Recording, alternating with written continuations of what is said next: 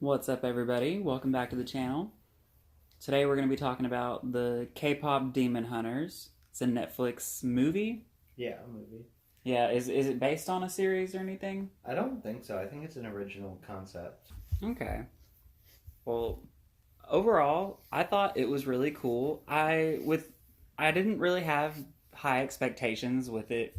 I thought it was going to be silly and ridiculous, but it actually I feel like was a lot better than I expected it to be. The songs I thought were really good. I didn't really have one that I thought was just grating, like waiting for it to get over.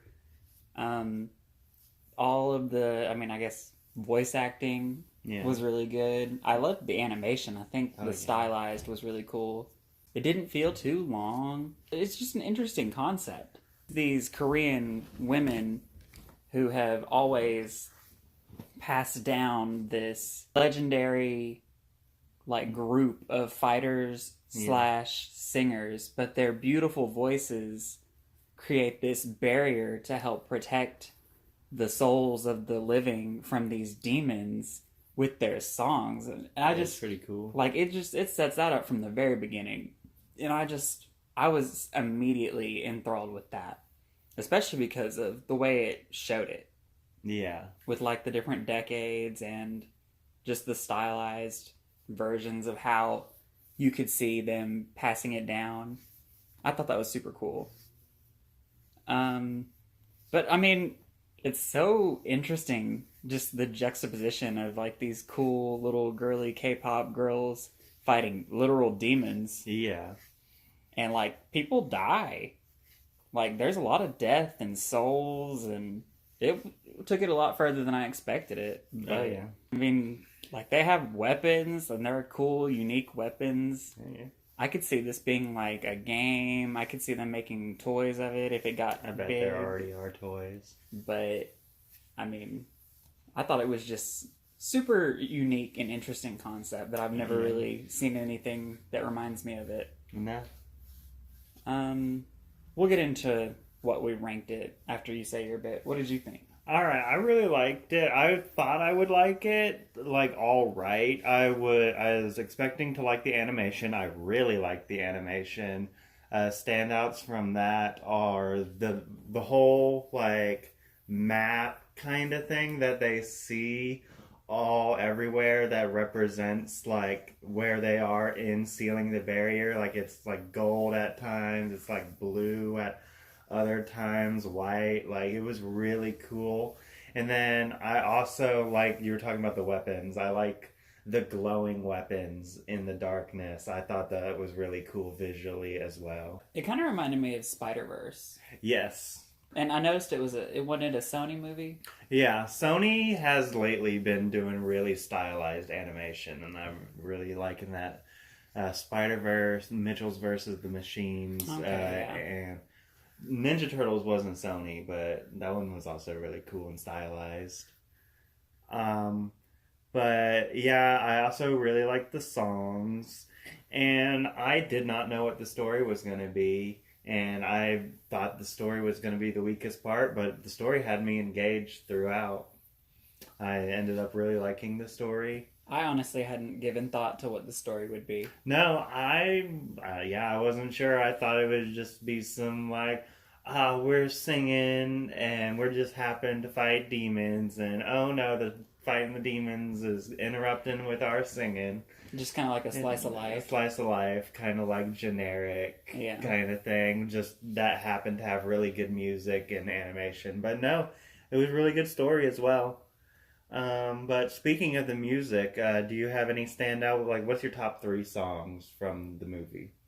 I really liked the Golden song. I thought was really good. Yes. The Soda Pop song from the boy band I thought was really good too. Yeah, that's been in my head since we saw this 2 days ago. We've been trying to some of the movies not as fresh as our immediate out of theater reactions, but we have had more time to sit on the movie, think about what we thought about the movie, a little longer, and more time for the songs to stick around. And Soda Pop has one that's been stuck in my head since watching the movie. Yeah, I mean, I took notes during the movie because I kind of figured we wouldn't just react to it as soon as it was over. But it's still pretty fresh just because I liked it. The other song I liked was What It Sounds Like. And that's kind of the one towards the end. It's like one of the last songs. Yes. And I did really like that one. Yeah. I liked all the songs. The diss track one was cool. Yeah. And I like how they turned the lyrics around on the main character. Yeah. That was really cool. What would you rank it? Like, what would you give it? Oh, my number rating? I'm gonna give it another 3.5 out of 5. I think I'd give it a 4. I was gonna say, like, it's leaning. I was in between 4 and 3.5, but I settled on 3.5. But it could be a 4. I'm putting it at a 4, and the only reason it's not higher is just I feel like things were a little confusing at parts, and I'll get into what I mean by that. Okay. But just the concept, the animation, like, I can't really pick any faults with any of it. Mm-hmm. The motivations of the characters I thought was all really good. And just the characters themselves, the amount of, personality and backstory we get to each of them I thought was good. And so, I mean, the story was good. That's kind of where it sits for me. Yeah. But we can go ahead and put up a spoiler alert so we can get into the main story of the movie and just kind of break it down. Yep, check out K-Pop Demon Hunters on Netflix, and once you have, listen to this part.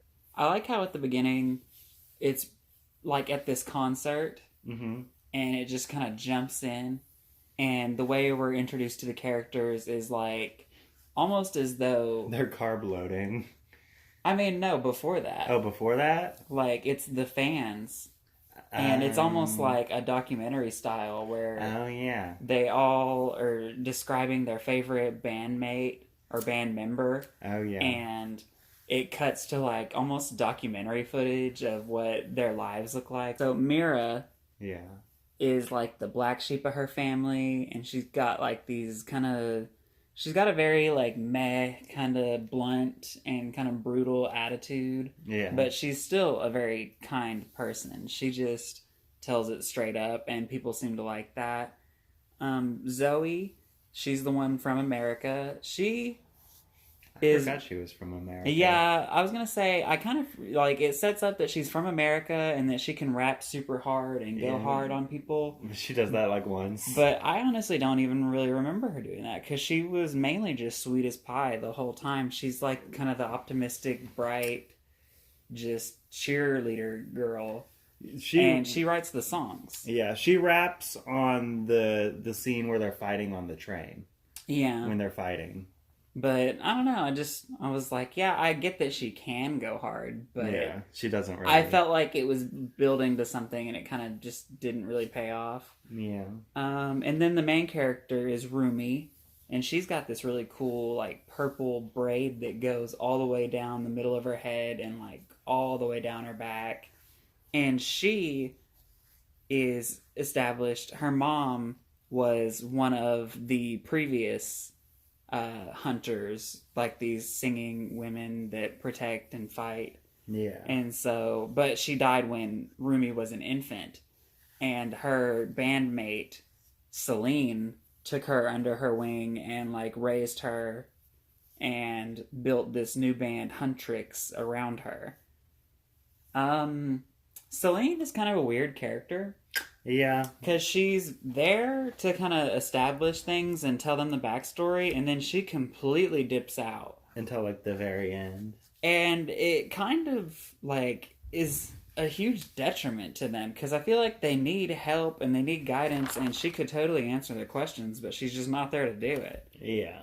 And I don't understand... Like, this is the spoiler part, so I'll just get into it. Like, Rumi is half demon. Yeah, that was a big twist I didn't see coming. No, I really didn't see that coming. When that was introduced, I was like, oh, this movie is really interesting. But Celine told her to keep it a secret. until Yeah. they could get rid of it, which Yeah. they thought would happen when they seal off the barrier and trap the demons forever. Which I don't really follow. I don't think that the that would have logic done of, that. Yeah. But it has this, like, it creates this big divide between Rumi and the other girls because she has this secret and they can sense it. And she wants to tell them, but it's just kind of arbitrary that she doesn't. Like, obviously, they would accept her if they had time to get acclimated with it. But the longer it goes on without her telling them, it's obviously going to build up to what it ends up being, like this resentment of like, how could you not tell us? How could you keep this big secret from us? And I don't understand why she made her keep that a secret and why she was absent the whole time. Yeah. And that was confusing to me. The other thing that confused me was the main guy, Genu. I thought for a while that he was her dad. Yeah. Because it said, oh, you know, your mom, she got with a demon and made you, so you're half demon, half hunter. First of all, how does that even happen? Yeah. Like, how did she spend enough time with this demon to want to be with him?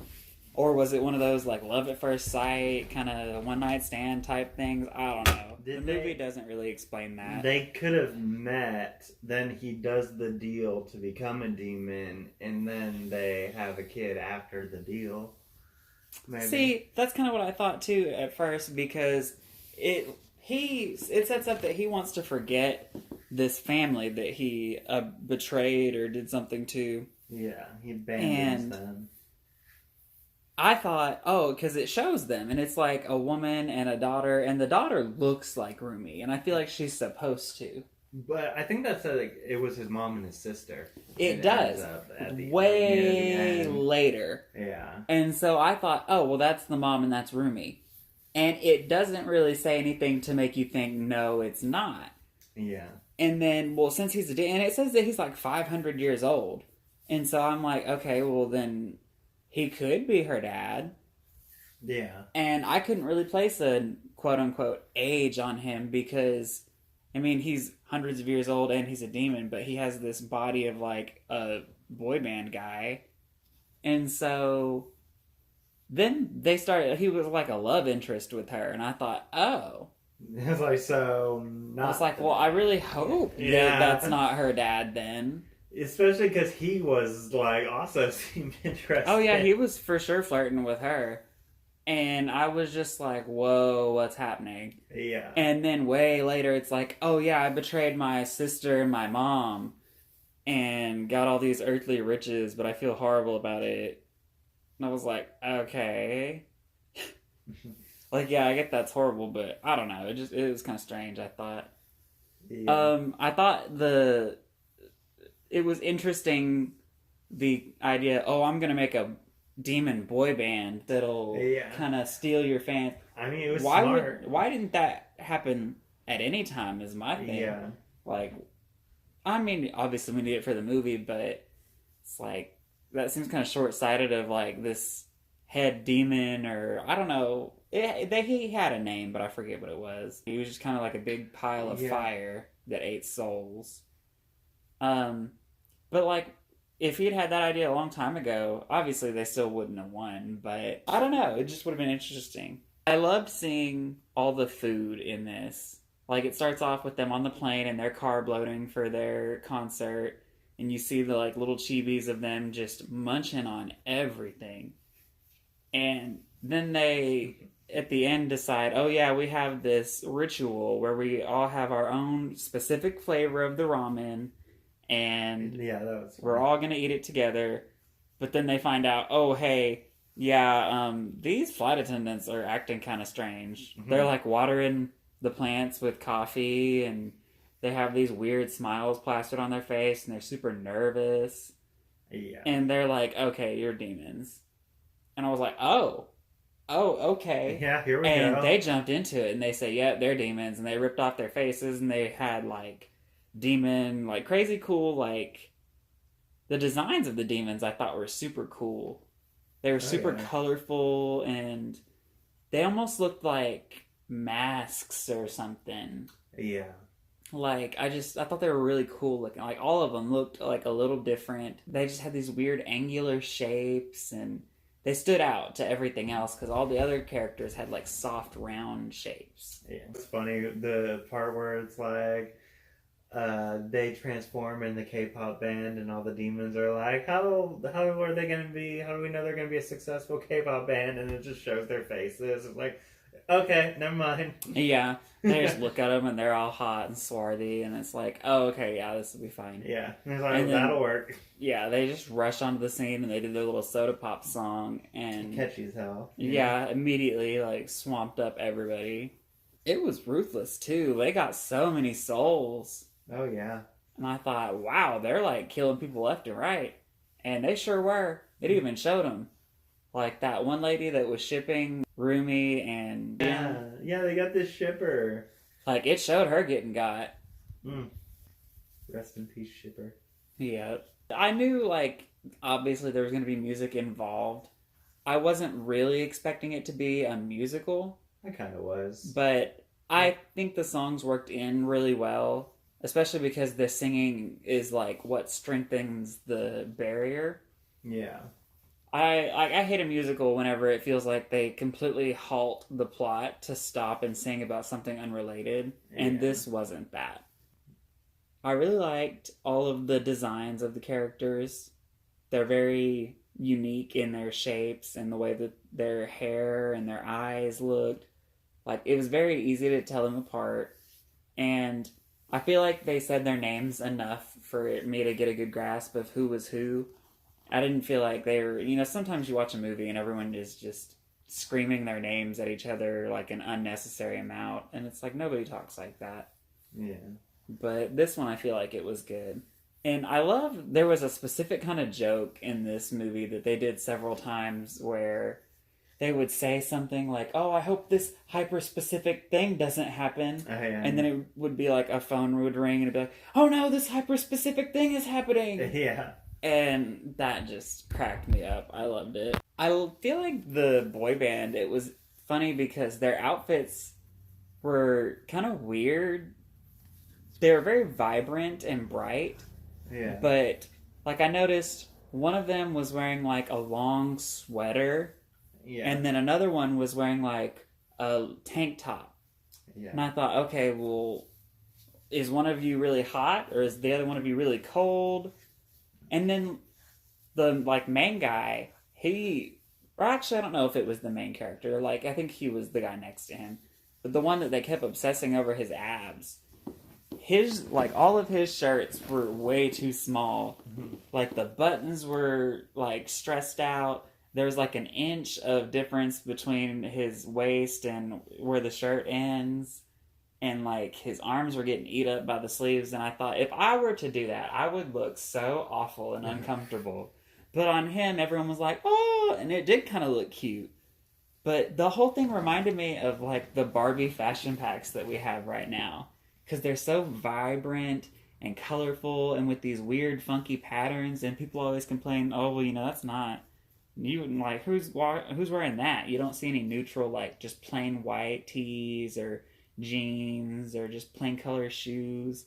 Like everything's all hyper saturated right now.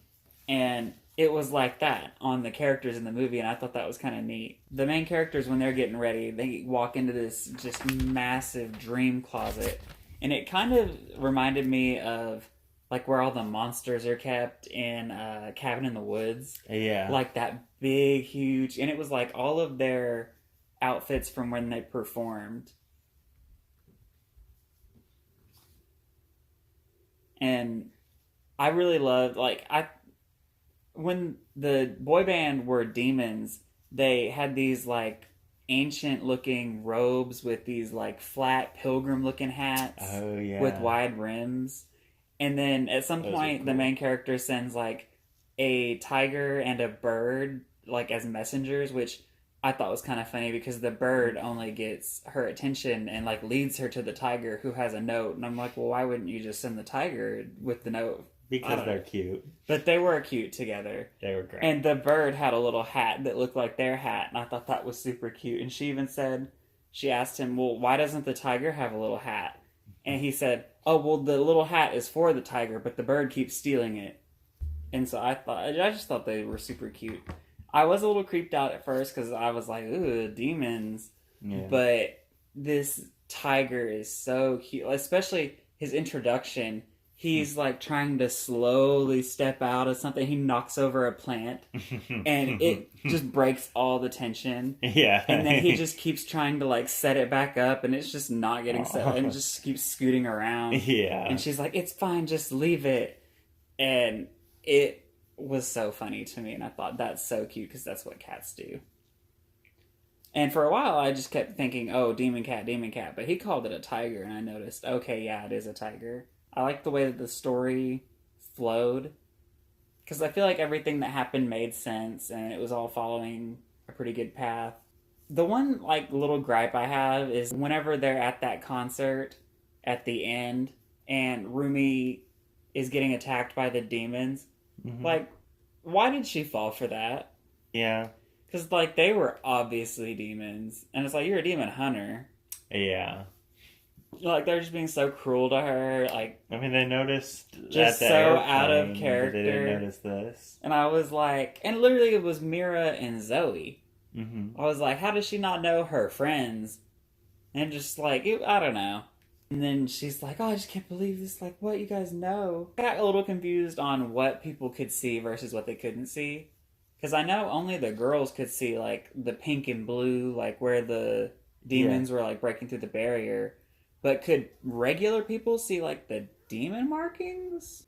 I don't think so. Because that would have been on the news. On the dudes. On the dudes, too. But when the gossip people were talking about Huntrix breaking up, they probably talk about the markings as well. So I think only hunters and demons can see the markings. And I like how at the end she, like, embraced her markings and... kind of, they were all pretty and lit up. Yeah. Because I thought trying to cover them up or get rid of them, like, that's not a good message. Do they have magazines at the end of the movie? Because if they drew the markings onto the magazines, I mean, the people would be able to see them. Or, like, the posters. I thought they were cool, though. Oh, yeah, I thought it was super cool. And they almost looked like tribal tattoos or something. Yeah. I thought it was super good. All right. Just as a movie. To say, at the end of the movie, I don't remember, did they defeat the fire guy? Or did they just send him back temporarily? I believe, because what was happening is he was, like, on Earth and he was pretty much got everybody. Yeah. But they needed a sacrifice. And so the main guy sacrificed himself. And they sealed the barrier. Okay. So she and him can never, like, see each other again, which is sad. But he, like, helped her save the world and everybody. Well, my point is, they just recently announced a sequel. So what do we think the sequel is going to be about? Maybe they didn't fully seal it. Yeah, that's my thing. I was like, if there's a sequel, does that mean they didn't seal the barrier completely? The dude's not defeated? Or like... Because at the end, I noticed it seemed like they walked up to 3 new girls and they were like, hey. And I feel like they were trying to, like, set them up to be the new ones. Oh, and speaking of the end of the movie, during the credits, the behind the scenes of the singing and stuff, that was cool. Super neat. That was really cool. I liked getting to see that. I like seeing behind the scenes stuff. Oh, yeah. I feel mixed about having that kind of stuff during the credits because I feel like I'm going to look at that stuff and not the credits. Yeah. But were you really going to look at the credits much anyway? I mean, no, but maybe it's this false illusion for the people who are in the credits. Like, maybe, you're just taking away that hope that they had that someone would look at their credit, but I'm sure they're not that disillusioned. Overall... that's our thoughts. Yeah. I'm excited to see more stuff like this. Oh, yeah? I was a little hesitant at first, especially because anytime something gets super just trendy popular, I'm always kind of a little hesitant because I feel like I get overhyped easily. Mm-hmm. But I feel like lately when I see stuff, it usually outlives my expectations. And it's always a pleasant surprise when something's better than I expected. Yeah. It's just giving it the chance. Yeah. And yeah, I didn't think this would be up my alley at all. Like, I don't really do any kind of K-pop. I don't, like, I mean, it kind of bugs me a little bit whenever I don't know what is being said in a song. Yeah. But I'm sure it's not something awful, and ultimately I can look it up. Yeah. But I think this might open up kind of a K-pop era. Oh, cool. Just because they're so peppy. Yeah. Not like a good peppy zone getting song, kind of pump you up. Yeah. But no new movie to tease for next time. I'm not sure what the next new film we're going to watch is. But I'm sure we'll watch something. Yep. Because we're always watching movies. Oh, yeah. But thank you guys for listening. I know this is kind of a long one. After I get it all edited and everything, it'll still kind of be a long one. But we're it was still fun. getting our groove. Yeah. We're still trying to get the hang of it. Mm-hmm. But thanks for watching, and we'll see you next time.